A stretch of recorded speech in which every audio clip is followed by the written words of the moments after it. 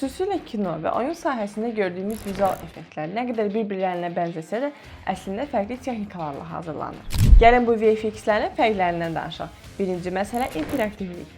Kinoda vizual effektlər sabit bir səhnə üçün yaradılır. Onlar emosiyaları yönləndirmək və hekayəni daha yaxşı anlatmaq üçün istifadə olunur və tamaşaçılar demək olar ki, buna təsir edə bilmirlər. Oyunlarda isə VFX birbaşa olaraq oyunçunun hərəkətlərinə cavab verir. Məsələn, oyunçu sehr və ya silah istifadə etdikdə vizual effekt elə həmin anda da göstərilməlidir. İkinci məqam isə kamera və perspektiv ilə bağlıdır. Filmlərdə kamera rejissor tərəfindən idarə olunur və VFX bəlli bir perspektivə uyğun şəkildə hazırlanır. Oyunlarda isə oyunçu kameranı sərbəst şəkildə dəyişə bilir. Buna görə də oyunlardakı vizual effektlər hər istiqamətdən düzgün görünməlidir.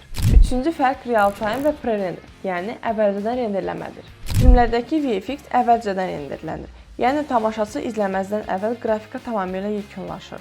Bu daha mürəkkəb və yüksək keyfiyyətli simulyasiyaların yaradılmasına imkan verir. Oyunlarda isə vizual effektlər real vaxtda işləyib oyunçunun hərəkətlərinə uyğunlaşmalıdır. Buna görə də oyunlardakı vizual effektlər daha sadə olur və oyunun sürətini azaltmamaq üçün optimallaşdırılır. Sonuncu məsələ isə kadr sürəti və hərəkət bulanlığına aiddir. Belə ki, filmlər adətən saniyədə 24 kadrla çəkilir. Kadrların axıcı görünməsi üçün də hərəkət bulanlığından istifadə olunur.